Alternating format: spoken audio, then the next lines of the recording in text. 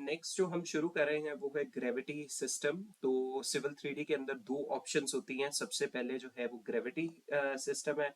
अगर आप इसकी होम टैब में जाएंगे और क्रिएट डिजाइन में, यहाँ पे आपको नजर आएगा जो पहली दो टैब्स है वो आपको ग्रेविटी पाइप सिस्टम की हैं। इसके अंदर आपका रेन वाटर या कोई भी इस तरह की चीज जो विद ग्रेविटी फ्लो करती है, तो वो पहले दो में आता है। उसके बाद प्रेशर सिस्टम जैसे गैस पाइप या कोई भी जो प्रेशर के साथ ड्रिंक वाटर कुछ भी, तो जो प्रेशर के साथ है वो प्रेशर सिस्टम में आएगा। तो इसके अंदर दो सिस्टम है मेनली, और ये हम जो है वो सिविल 3D की हेल्प से करते हैं। और इसके अंदर सबसे पहले डाटा होता है जो कि सर्वे का, कहाँ पे आपका पाइप होना चाहिए, कितना यहाँ वाटर होगा, कितनी डेप्थ होगी, जो कि व्हीकल्स जो है वो उनसे भी आपके पाइप डैमेज ना हो और वेदर से भी इंडिपेंडेंसी हो। उसके बाद आप जो है वो सब चीज़ों को सिविल 3D के अंदर ड्रॉ करेंगे। तो यहाँ पे आप सबसे पहले मॉडल कर सकते हैं। मॉडल करने के बाद आप इसको एनालाइज कर सकते हैं, जिसके अंदर क्लास डिटेक्शन जो है। तो जो यहाँ पे बात नोट करने की है वो ये है कि आप जब क्लास डिटेक्शन करेंगे, जो उसके अंदर आप जो प्रेशर पाइप है और आपका ग्रेविटी पाइप, इनको आप साथ में नहीं कर सकते। ये एक पॉइंट आप याद रखिएगा, क्योंकि बहुत सारे सॉफ्टवेयर हैं जो जिनमें आप इनको कर सकते हैं, जैसे कि नेविस वर्क। तो आपको वहां पे ये चीज करनी पड़ेगी या फिर आपको विजुअली देखना पड़ेगा। उसके बाद आप इसको डॉक्यूमेंटेशन सारी जो है वो सिविल 3D के अंदर कर सकते हैं। डॉक्यूमेंटेशन में टेबल्स बनाना और ये सारा कुछ जो है वो सिविल 3D के अंदर हो जाता है।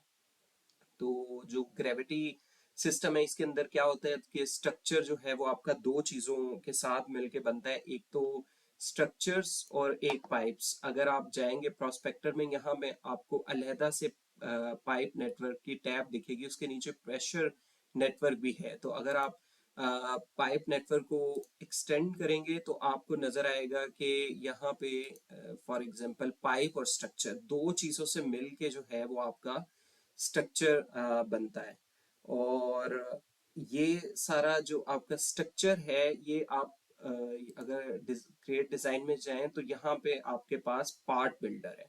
तो सारा कुछ आप पार्ट बिल्डर में रखते हैं। उसके बाद उसको आप पार्ट लिस्ट बनाते हैं कि जिस तरह से आपने कुछ सपोज बैंक में रखा हुआ है कुछ भी, उसको आप एक अपने जरूरत के लिहाज से आप एक दूसरे बैंक में सपोज ट्रांसफर करते हैं, है वो मेन बैंक में। और इसी तरह ये पार्ट बिल्डर से आप यहाँ पे पार्ट लिस्ट बना लेंगे। तो ये डिफरेंट लिस्ट बनी हुई है जो आपको, ताकि बहुत ज्यादा तंग ना करे, बहुत ज्यादा डेटा ना हो। और उसके बाद फिर आप नेटवर्क्स बनाएंगे। तो यहाँ पे आप इनको डिवाइड कर सकते हैं। सपोज आपका रेन वाटर, वेस्ट वाटर, इस तरह से आप लिस्ट बना सकते हैं। और डिपेंडेंसी जो स्टाइल की हर चीज वो आप यहाँ पे इनको कर सकते हैं। तो फर्दर हम पूरी जो डिटेल है इसके बारे में, पार्ट बिल्डर में हम कैसे अपना पार्ट बना सकते हैं या कुछ भी, अभी यहाँ पे एक छोटा सा जो है वो डेमो के लिए बनाया हुआ है। आपको मैं सिविल 3D में अगर दिखाऊं कि किस तरह से 3D में नजर आता है ऑब्जेक्ट व्यूअर में। For example just like this.